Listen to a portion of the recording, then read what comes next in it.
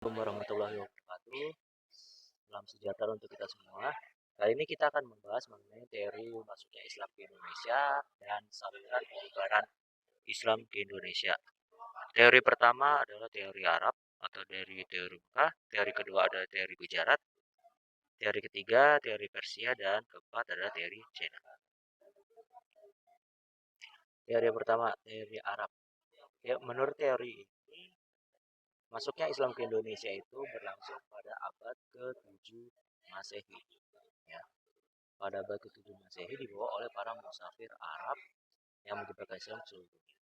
Yang mana awal abad ke-7 Masehi itu adalah abad ketika Islam itu baru awal-awal berkembang setelah masa Rasulullah Nabi Muhammad SAW hingga masa keempat sahabat. Ya. Pendukung teori ini antara lain ada Buya Hamka, Anthony H. John Crawford, dan tokoh-tokoh yang lain. Adapun bukti atau argumentasi teori ini adalah pertama, sekitar tahun 674 Masehi sudah terdapat perkampungan Islam Arab di pantai barat Sumatera. Nah, yang mana lokasinya itu sekarang berada di kawasan Barus. Nah, ini dia. Barus. Oke. Sama satu lagi ada situs terbaru namanya situs Bongal. Yang mana kedua situs ini berada di Kabupaten Tapanuli Tengah, Provinsi Sumatera Utara. Situs Barus menjadi situs yang menunjukkan bahwa peradaban Islam itu sudah menyentuh Nusantara bahkan sejak abad ke-7 Masehi. Ini juga menyangkut fakta bahwa di Nusantara itu perdagangan internasional sebenarnya sudah terjadi sejak awal abad Masehi. Ditambah lagi ada bukti berbagai temuan di situs yang terbaru yaitu situs Bongal, yang mana temuannya adalah berupa koin dirham sama dinar gitu ya dari dinasti Umayyah. Dinasti Umayyah ini abad 7 sampai abad ke-8 sama dinasti Abbasiyah abad ke-8 sampai abad ke-10 Masehi. Yang mana dari dirham ini menunjukkan ada lafaz bertuliskan Arab dengan style seperti dari abad ke-7 sampai abad ke-8 Masehi. Dan ini semakin memperkuat bahwa Islam itu beneran langsung datang dari Timur Tengah atau Jazirah Arab. Nah, poin kedua, adanya kesamaan mazhab antara mazhab di Kesultanan Samudra Pasai dengan mazhab yang ada di Mekah dan Mesir, yaitu mazhab Syafi'i. Bahkan sampai sekarang mazhab Syafi'i ini adalah mazhab yang mayoritas dianut oleh umat Islam se-Indonesia. Dan kalau kita compare dengan teori Gujarat, Gujarat itu kan di India bagian barat ya. Nah, Gujarat ini sebenarnya menganut mazhab Hanafi, yang mana mazhab Hanafi di Indonesia itu tidak begitu banyak. Nah, argumentasi ketiga teori Arab ini ada berupa penggunaan gelar Al-Malik pada nama gelar raja-raja Samudra Pasai. Yang mana nama Al-Malik itu banyak ditemukan dalam budaya Islam Mesir. Selanjutnya, pada abad ke-13 Masehi itu sudah berdiri kekuatan politik Islam yaitu Kerajaan Samudra Pasai di Sumatera sana. Sehingga secara logika Islam itu masuk ke Indonesia itu jauh sebelum abad ke-13. Dan hal ini abad ke-7 Masehi. Abad-abad awal ketika Islam sudah mulai berkembang. Namun teori Arab ini punya kelemahan antara lain kurangnya bukti yang menjelaskan peran bangsa Arab dalam penyebaran Islam ke Indonesia. Jadi orang Arab itu nggak begitu terekspos, justru orang-orang Nusantaranya ini yang lebih banyak berperan dalam menguatkan teori Arab seperti adanya interaksi dagang di Barus, keberadaan Samudra Pasai sampai gelar nama di Raja Sultan Malik asalnya. Teori berikutnya ada teori Gujarat, yang mana Gujarat itu adalah suatu provinsi di bagian barat India. Menurut teori ini, Islam masuk ke Indonesia dibawa oleh orang-orang Arab yang sudah lama menetap di Gujarat. Mereka kemudian membawa Islam sejak awal abad ke-13 atau tahun 1200 Masehi melalui jalur dagang Nusantara, Cambai, Timur Tengah, dan Eropa. Yang mana jalur dagang ini sebenarnya sudah terjalin jauh sebelum bangsa Nusantara berinteraksi dengan bangsa Arab. Sehingga teori Gujarat ini menguatkan bahwa orang Nusantara secara geografis dengan orang Gujarat itu hubungan dagangnya lebih awal terjadi karena geografisnya lebih dekat. Nah, pendukung teori Gujarat antara lain Pineapple, Moklet, dan Snowflake. Adapun bukti argumentasi menurut teori Gujarat antara lain keberadaan batu nisan pada makam Sultan Malik As-Saleh, Sultan dari Samudra Pasai, yang mana beliau ini diperkirakan wafat pada 1297 Masehi. Selain itu ada makam di mana ada batu nisan juga, batu nisan dari Syekh Maulana Malik Ibrahim atau Sunan Gresik dari kota Gresik, Jawa Timur. Nah, kesamaan dua jenis batu nisan ini ternyata mirip dengan batu nisan seorang pembesar ya di Gujarat, di Cambai, yaitu makam Umar Al-Khaziruni dan istrinya. Jadi makam Sultan Malik As-Saleh sama makam Syekh Maulana Malik Ibrahim itu punya kemiripan dengan makam Umar Al-Khaziruni dan istrinya di kompleks Masjid Jami Cambai, India Barat. Seperti ini. Ya. Kemiripannya dari mana? Dari segi kaligrafinya ya, ukirannya ya, sampai bentuk-bentuk kijing atau rumah bangunan di atas kuburan itu mirip banget. Gitu. Lanjut, argumentasi kedua adalah catatan Marco Polo dari Venesia. Nah, Marco Polo ini ada seorang traveler atau pengelana yang dia itu sudah menjelajahi berbagai tempat di Asia, antara lain Tiongkok, Asia Tenggara, dan salah satunya adalah Nusantara atau Indonesia. Nah, Marco Polo pernah singgah di sebuah kota namanya Perla pada tahun 1292 Masehi, yang mana Perlak itu merupakan salah satu wilayah kekuasaannya Kesultanan Samudra Pasai. Nah, menurut catatan Marco Polo, di Perlak itu sudah banyak penduduk beragama Islam dan banyak juga pedagang Islam dari India yang berdakwah untuk menyebarkan Islam di sana. Sehingga bukti catatan Marco Polo ini merupakan catatan sezaman yang menguatkan bahwa orang-orang India itu memang sudah ada di Nusantara bahkan berperan dalam menyebarkan Islam. Namun teori ini punya kelemahan berdasarkan keberadaan mazhab mayoritas yang dianut oleh masyarakat Nusantara. Nah, masyarakat Samudra Pasai khususnya menganut mazhab Syafi'i, sementara orang-orang di Gujarat mayoritas menganut mazhab Hanafi. Kelemahan kedua, saat Islam sudah berkembang di Samudra Pasai pada tahun 1200-an atau abad ke-13, wilayah Gujarat di sana itu masih berada di bawah pengaruh kerajaan Hindu. Jadi, secara logikanya, bagaimana mungkin suatu wilayah yang masih terpengaruh Hindu bisa mengirim banyak ulama bahkan menyebarkan pengaruh Islam sangat kuat sampai melakukan islamisasi yang sangat masif di Nusantara, sementara wilayahnya sendiri aja masih mayoritas dikuasai kekuatan kerajaan Hindu. Gitu.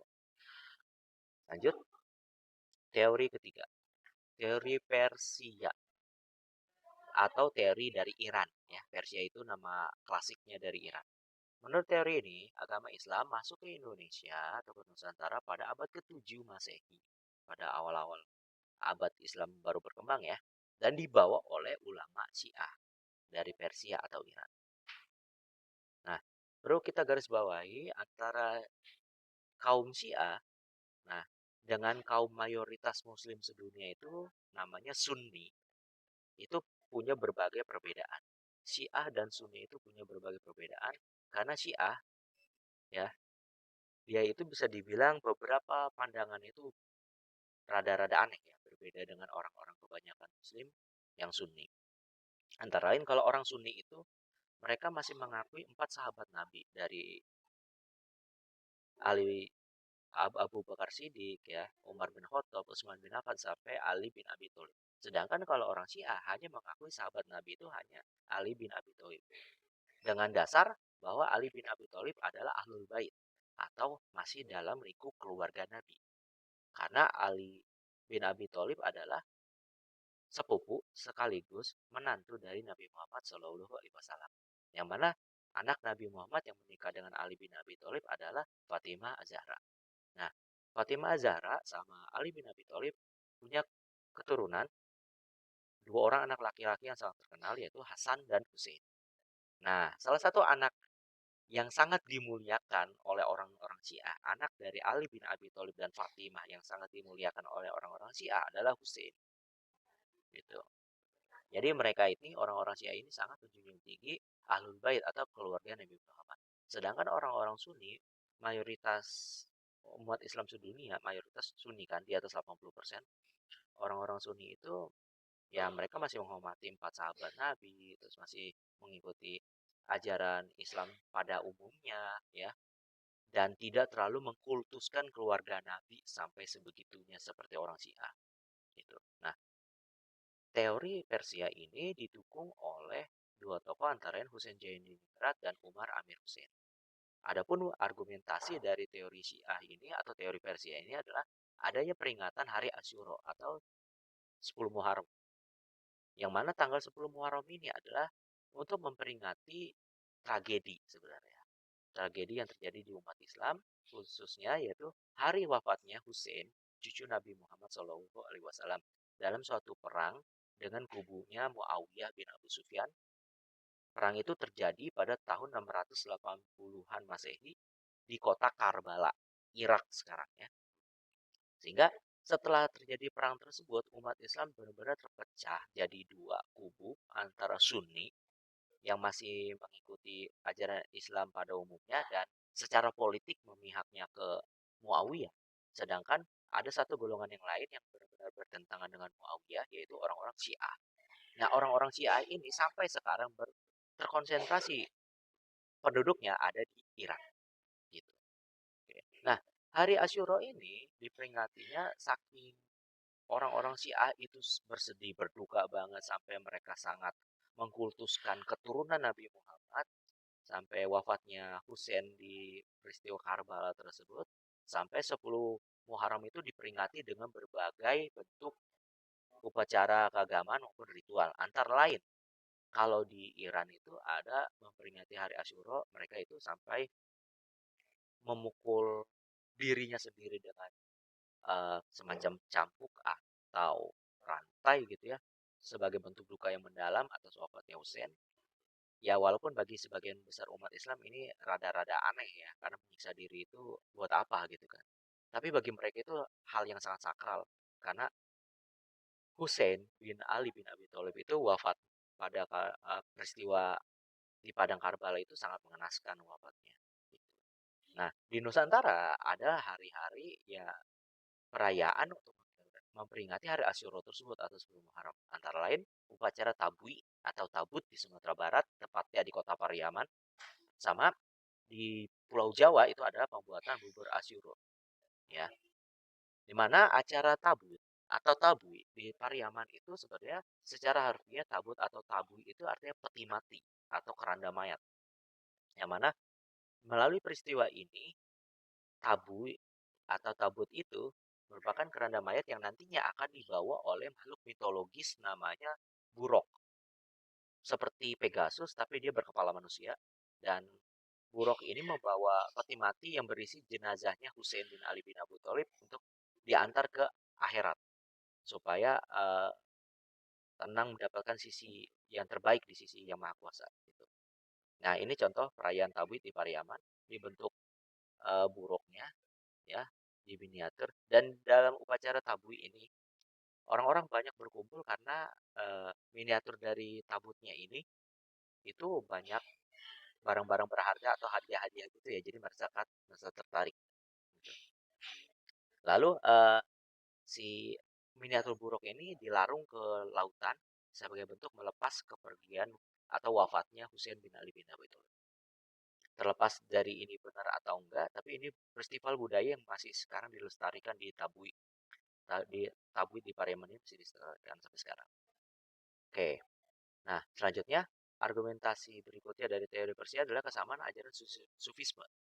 Yang mana ajaran Sufisme ini atau ajaran tasawuf yang tujuannya itu untuk mendekatkan diri kepada Allah dengan medium kita memperdalam agama Islam, terus merenungi agama Islam, terus sampai merenungi esensi kenapa sih kita bisa hidup di dunia ini, gitu ya.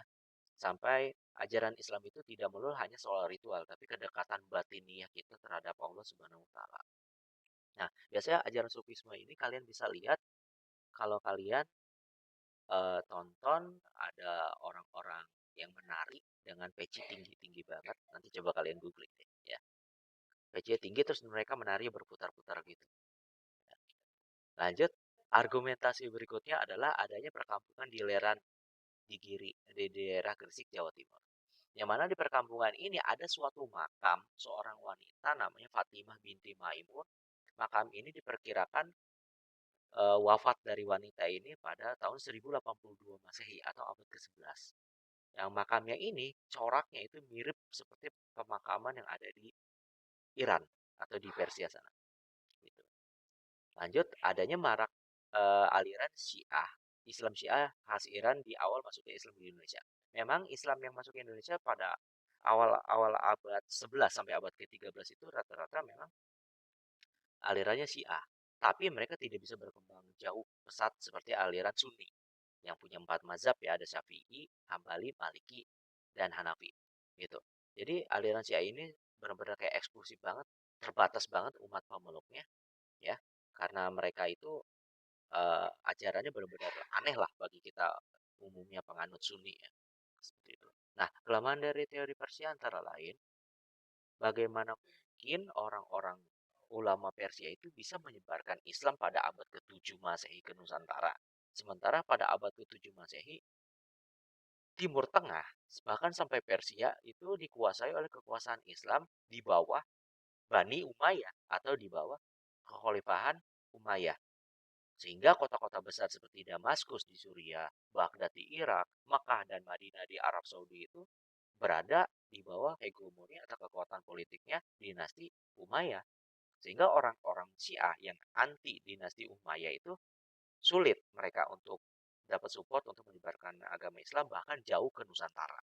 Gitu. Sehingga teori bahwa Islam dibawa oleh orang Syiah dari Persia pada abad ke-7 itu lemah. Lanjut kita ke teori keempat, yaitu teori China atau teori Tiongkok. Menurut teori ini, ajaran Islam diperkirakan masuk ke Indonesia dibawa oleh perantau muslim dari Cina. Tepatnya dari wilayah Kanton atau sekarang itu Guangdong, ya Guangzhou, provinsi Guangzhou, di pantai tenggaranya Tiongkok. Nah, sebelumnya Islam masuk ke wilayah Tiongkok itu pada masa dinasti Tang, tahun 618 sampai 905 Masehi. Nah, perkembangan Islam kan mulai pesatnya setelah tahun 640-an Masehi ya, pada masa Khalifah Utsman bin Affan. Beliau mengutus seorang panglima perang namanya Sa'ad bin Abi Waqqas untuk menyebarkan Islam sampai ke Asia Timur, salah satunya Tiongkok. Nah, teori Cina ini didukung oleh Slamet Mulyana dan Sumanto Al-Qurtubi. Adapun bukti atau argumentasi pendukungnya antara lain sudah terdapat migrasi orang-orang muslim Cina dari Kanton atau Guangzhou ke wilayah Asia Tenggara, khususnya ke kota Palembang pada tahun 879 Masehi. Tepatnya pada masa periodenya Sriwijaya ya, kerajaan Buddha terbesar Nusantara pada abad tersebut, abad 9. Atau ketika masa Raja Balaputra Dewa memerintah Sriwijaya. Jadi, apa yang mereka lakukan di sana? Mereka membuat permukiman, mereka membuat perkampungan khusus orang-orang muslim dari Kanton, dari Tiongkok sana, dan berdakwah. Tapi mereka dakwahnya nggak sampai besar-besaran, karena dominasi kekuatan Hindu dan Buddha di Sriwijaya masih sangat kuat. Dan memang secara fakta sejarah, Kanton itu pernah menjadi pusat pendakwah muslim dari Cina sejak abad ke-8, 9 sampai abad ke-10 Masehi. Lalu ada bukti berikutnya. Cuma ini agak berbeda zaman ya, yaitu keberadaan masjid tua berarsitektur Tiongkok atau Cina contohnya di Sumatera dan di Jawa. Kalau di Sumatera itu ada di Sumsel, di kota Palembang, yaitu Masjid Muara Ogan. Diperkirakan berdiri tahun 1889 dan Masjid Jami Al Anwar di Angke atau Masjid Angke di Jakarta Barat ya, yang berbatasan di Jakarta Utara. Ini di kota Jakarta ya, didirikan pada tahun 1751 Masehi. Gitu. Jadi masjid-masjid berarsitektur Cina ini menunjukkan bahwa umat Islam dari Cina itu mereka menunjukkan identitasnya lewat arsitektur atau bangunan. Terlihat dari atap masjid melengkung seperti pagoda, ini gerbang depannya sama menaranya nih kalau di Masjid Jami Kiai Muarogan. Ada lagi Masjid Jami Masjid Angke Jami Al Anwar. Sampai sekarang masih ada, cuman udah berada di pemukiman padat ya di daerah Angke ini. Bentuk atapnya masih original dan dia seperti pagoda atau seperti kelenteng. Ya. Ini bukan kelenteng tapi ini masjid. Gitu. Ini menunjukkan bahwa orang-orang Muslim dari Tiongkok itu menunjukkan identitas mereka, mereka Muslim, tapi mereka masih membawa arsitektur dari Tiongkok sana. Lanjut. Bukti berikutnya adalah Sultan pertama Demak atau Raden Patah itu diduga merupakan seorang keturunan dari Raja Majapahit yang menikah dengan seorang wanita berdarah China atau Tiongkok yang sebelumnya sudah dimualafkan. Nama Raden Patah pun disebut dalam sumber Tiongkok yaitu Jinbun. Nah, nama Sultan-Sultan Demak juga ditulis dengan bahasa atau istilah China seperti Jinbun, Cek Banjun, Junce, dan Cekopo. Teori Cina ternyata punya kelemahan juga. Antara lain, teori ini tidak menjelaskan bagaimana sih awal masuknya agama Islam ke Indonesia. Caranya gimana masuk awal agama Islam ke Indonesia yang dibawa oleh orang-orang Muslim China tadi. Tapi mereka di teori ini, di teori Cina justru lebih condong menjelaskan perang bahasa Cina dalam datangnya Islam ke Indonesia. Seperti itu. Oke, teori Cina, keempat teori ya, teori Cina, Gujarat, Persia sama Arab sudah selesai. Kita lanjut ke bagian berikutnya, yaitu saluran penyebaran Islam ke Indonesia. Ada 6 ya. Pertama perdagangan, berikutnya pernikahan, pendidikan, kesenian, politik, dan tasawuf. Oke, kita yang bagian pertama, saluran perdagangan. Ini adalah saluran paling awal dalam proses Islamisasi atau proses penyebaran Islam ke Nusantara. Yang mana perdagangan ini mulai ramai sejak awal Islam tumbuh di abad ke-7 Masehi, melibatkan berbagai pedagang dari berbagai bangsa, ada pedagang Arab, Persia, India, bahkan Cina. Nah, menurut catatan Tome Pires, seorang pengelana dari Eropa, beliau mengatakan sekitar abad ke-7 sampai ke-16 Masehi, lalu lintas perdagangan melalui Nusantara itu sangat ramai. Sehingga sangat memungkinkan orang-orang dari Arab, Persia, India, ya bahkan China itu berdatangan bahkan berlalu lalang sekitar Nusantara. Selain berdagang, mereka juga berkomunikasi, berinteraksi, bahkan menyebarkan budaya yang salah satunya adalah agama, yaitu agama Islam. Nah, dalam agama Islam juga siapapun diperbolehkan menyebarkan agama Islam. Jadi kalau di agama Hindu kan hanya Brahman aja ya yang boleh menghidupkan orang lain. Sedangkan di agama Islam, walaupun kamu hanya tahu satu ayat, sampaikanlah walau satu ayat. Dan itu sah-sah saja. Nah, proses penyebaran Islam dilakukan sambil berdagang ini efektif banget karena pendekatannya sangat halus, karena masyarakat itu merasa lebih akrab aja tuh, lebih dekat. Lanjut, perdagangan melibatkan hampir semua kelompok masyarakat. Nggak kenal kasta, karena di Islam tidak pernah ada kasta. Dari orang golongan bangsawan, masyarakat kaya, sampai masyarakat menengah ke bawah. Terus penyebaran Islam juga tercatat lebih dipercepat dengan proses runtuhnya kerajaan-kerajaan Hindu-Buddha di Nusantara. Salah satunya adalah Majapahit. Semakin Majapahit melemah, ternyata pertumbuhan kaum perdagangan di pesisir-pesisir Jawa ya itu semakin berkembang sehingga mempercepat juga penyebaran Islam lewat perdagangan. Lanjut tahap berikutnya, tahap pernikahan. Nah, para pedagang tadi ternyata tidak langsung balik dong habis mereka berdagang, mereka menetap, mengumpulkan persediaan, beristirahat, bahkan mereka ada yang sampai membuat perkampungan yang kita kenal dengan istilah koja atau pekojan.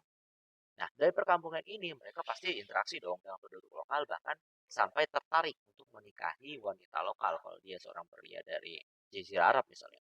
Nah, para pedagang tadi itu tetap mereka tertarik menikahi penduduk lokal dan penduduk lokal itu juga tertarik untuk dinikahi oleh mereka karena dilihat sopan, tidak baik, terus mapan, terlihat makmur, sejahtera. Sehingga orang-orang Nusantara, wanita-wanita Nusantara ini tertarik gitu. Dan mereka pun orang-orang dari orang-orang Islam ini mengajak, ayo kalau mau nikah sama saya, masuklah ke agama Islam. Dan ternyata cara memeluk agama Islam itu tidak sulit.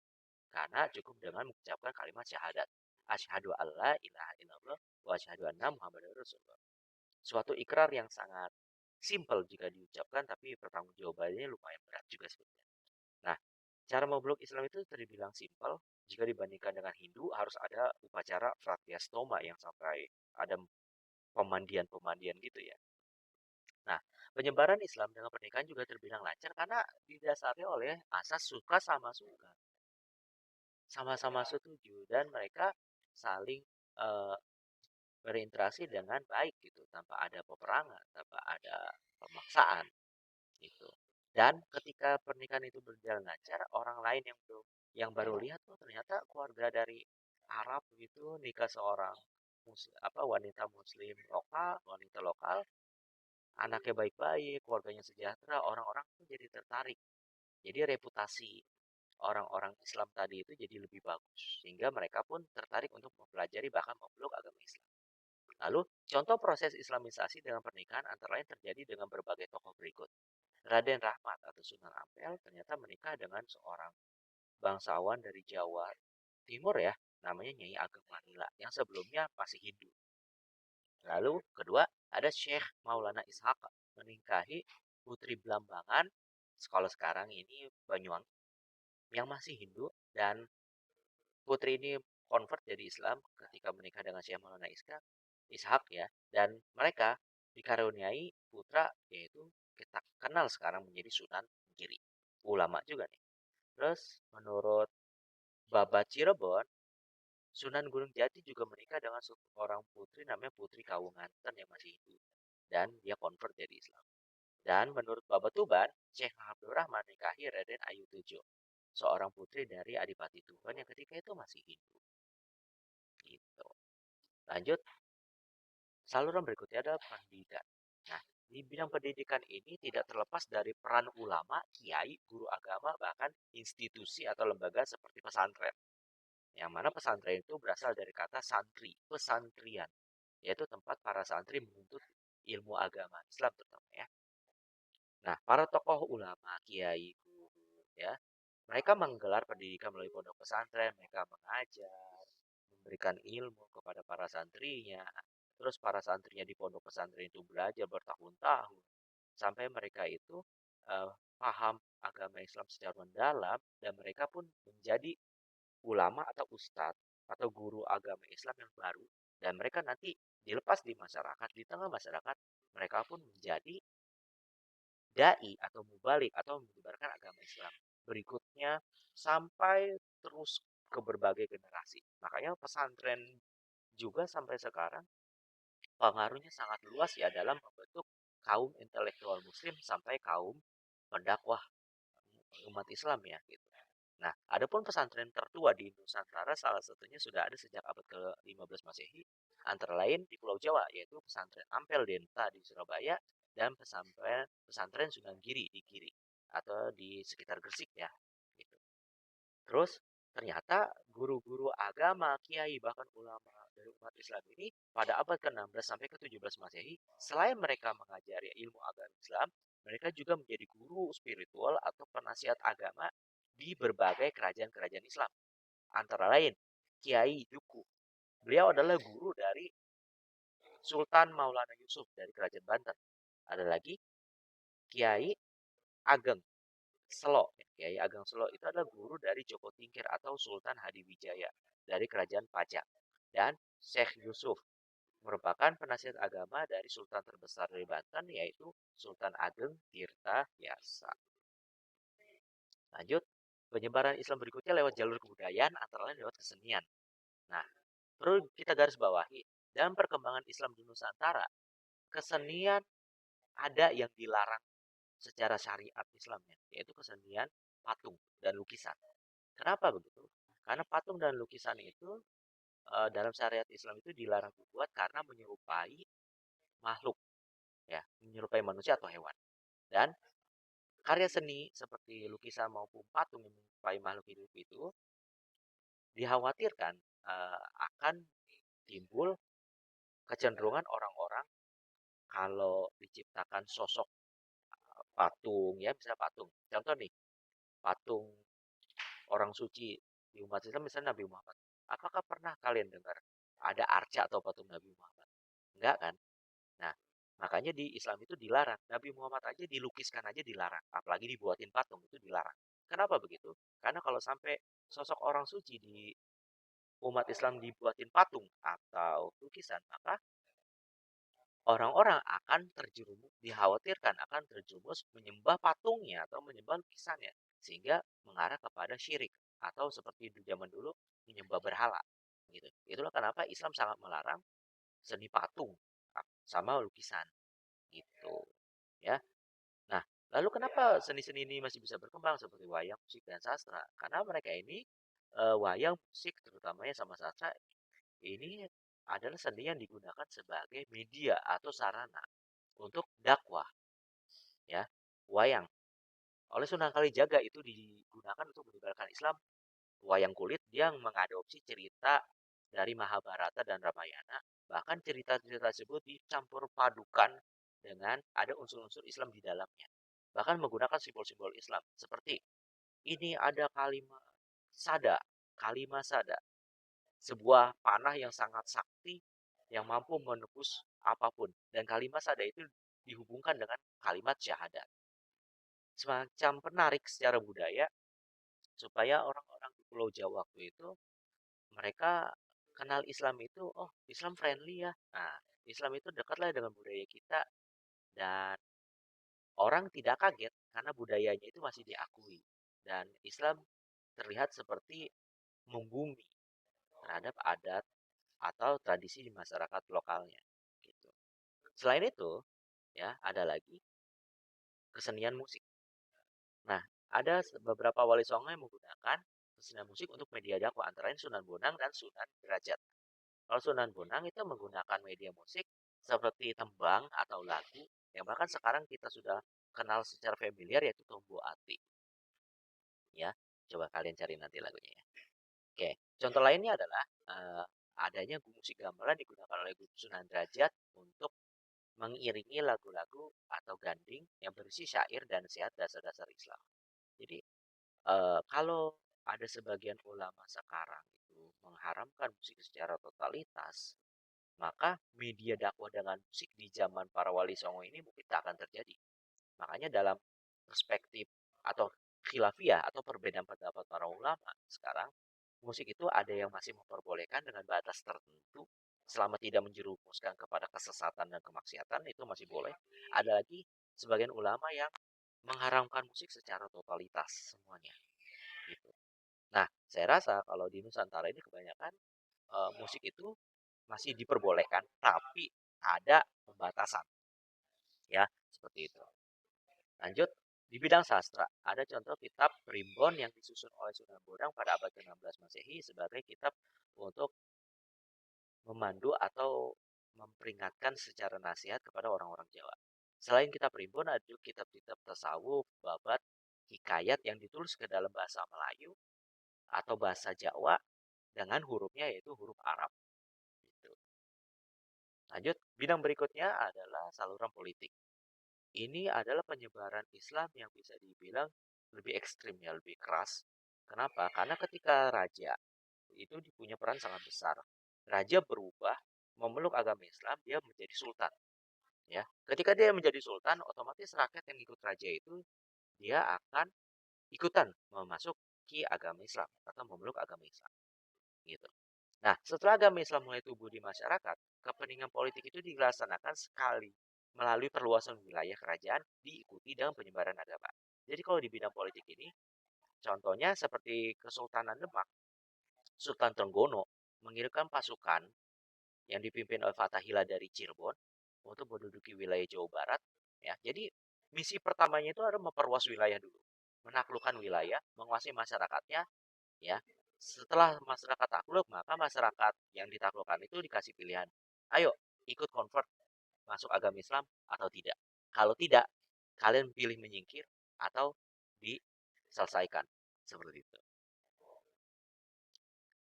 Bidang terakhir yaitu tasawuf. Tasawuf berasal dari kata sufi atau berarti kain wol dari bulu domba. Ini merujuk pada jubah atau pakaian digunakan oleh orang-orang penganut tasawuf yang sering mereka gunakan jubah dari bulu domba, kain wol bulu domba. Tapi secara istilah tasawuf ini berarti ajaran untuk mengenal dan mendekatkan diri kita pada Allah Subhanahu wa taala. Sehingga kita bisa memperoleh hubungan yang langsung dengan Allah Subhanahu wa taala dan memperoleh ridhonya. Jadi, kalau orang-orang tasawuf ini level pemahaman agama Islamnya itu sudah tinggi. Nah, kalau kita orang awam, paham agama Islam itu biasanya pada tahap yang bawah, yaitu syariat, ya, syariat. Nah, kalau udah level-level ustadz ulama yang kita kenal sekarang itu naik sedikit ke level tarikat. Nah, setelah level tarikat, udah ulama, filosof, udah profesor, pokoknya dia udah ngerti banget bidang tasawuf ya, dia baru naik ke level makrifat, mendekat kepada Allah. Dan makrifat ini kalau udah level ekstrim lagi, udah lebih tinggi lagi, dia level paling atas yaitu hakikat. Kalau hakikat ini udah dunia ini udah nggak ada apa-apanya lah pokoknya. Kalau kita kan masih level syariat. Nah, orang tasawuf ini sudah menyentuh level uh, makrifat ya, level ketiga agak atas. Jadi mereka itu sebenarnya beragama itu mereka benar-benar udah merasa Allah itu ada loh di dekat kita. Allah itu ada loh sedekat urat nadi kita, sedekat aliran darah kita. Dan ternyata ajaran tasawuf ini cocok dengan masyarakat Nusantara yang sebelum jadi masa Hindu Buddha, masyarakat Nusantara itu sudah akrab dengan tradisi meditasi, perenungan, ya. Karena tasawuf ini kan mirip seperti orang-orang yang merenung, berfilsafat, mendekatkan diri pada Allah, bahkan sampai berzikir, yang tujuannya itu kita lebih dekat kepada Allah, sehingga ajaran tasawuf itu sangat mudah berkembang di masyarakat Nusantara yang sebelumnya memang sudah dekat dengan dunia spiritual. Gitu. Nah, kalau ajaran tasawuf ini sebagai contoh ya, saya mau menceritakan ada beberapa ungkapan dalam orang-orang tasawuf yang sebenarnya kita perlu renungi juga. Contohnya adalah pertama, ada kalimat, jika surga dan neraka tidak pernah ada, masihkah kita beribadah kepada yang maha kuasa, kepada Allah Subhanahu wa taala? Jika surga dan neraka tidak pernah ada, masihkah kita beribadah kepada Allah? Nah, kalau kita jadi manusia yang perhitungan atau masih pragmatis nyari untung, ya kita ibadah nyari pahala kan. Nyari pahala, pengen masuk surga dan menghindari neraka. Tapi orang-orang tasawuf, orang-orang sufi, mereka itu levelnya bukan menghindari neraka atau pengen masuk surga lagi, bukan. Bahkan ketika surga dan neraka sudah tidak ada lagi, mereka akan tetap beribadah kepada Allah. Kenapa?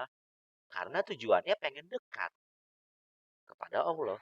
Dekat kepada Allah tujuannya buat apa lagi? Untuk memperoleh ridhonya Allah.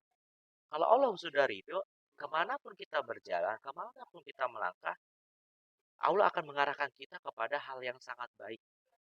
Sesuai dengan tuntunan dari Allah Subhanahu wa taala. Itu ungkapan sufi yang pernah saya dengar lagi. Itu ya, seperti itu. Nah, berikutnya tasawuf itu masuk ke Nusantara itu pada abad ke-13 Masehi tahun 1200-an, tapi baru berkembang pesat pada tahun 1600-an ketika masa Kesultanan Aceh lebih tepatnya ya. Pada abad 17 itu berkembang. Awal-awal di masa Samudra Pasai, terus berkembang pesatnya di masa Kesultanan Aceh. Adapun tokoh-tokoh tasawuf di Nusantara di Indonesia antara lain Hamzah Fansuri, Syamsuddin As-Sumatrani, Nuruddin Ar-Roniri, Abdul Rauf, Sunan Bonang, dan Syekh Siti Jenar. Nah, ada satu tokoh di sini yang sangat unik namanya ya, yaitu Syekh Siti Jenar. Ini ada sosok ulama yang hidup sezaman dengan Wali Songo dan beliau itu punya ajaran tasawuf yang bisa dibilang nyeleneh atau nggak biasa. Dan kalau bagi orang awam, kalau ngikutin ajaran beliau secara mentah-mentah, bisa terjerumus ke dalam kesesatan kalau nggak ngerti. Yaitu ajaran Manunggaling Kawulo Gusti. Manunggaling Kawulo Gusti. Manunggal artinya menjadi tunggal atau menjadi satu. Kawulo hamba atau makhluk. Gusti kepada Gusti Allah maksudnya. Allah Subhanahu wa taala.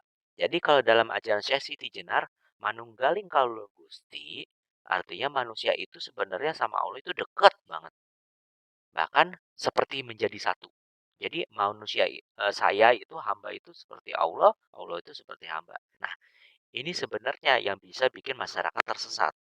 Kenapa? Masyarakat Jawa pada masa Syekh Siti Jenar abad 15, abad 16 ya, Sebenarnya masyarakat yang awam banget sama Islam, kalau dikasih langsung tasawuf yang levelnya udah keras begini, maka dikhawatirkan orang-orang Nusantara, khususnya Pulau Jawa itu akan tersesat.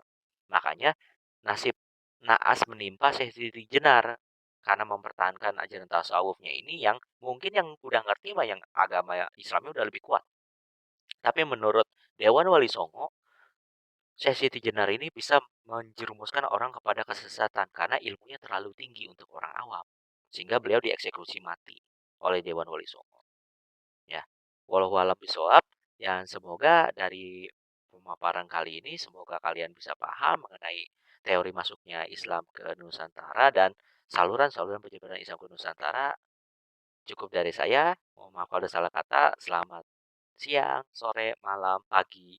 Salam sejahtera dan Assalamualaikum warahmatullahi wabarakatuh.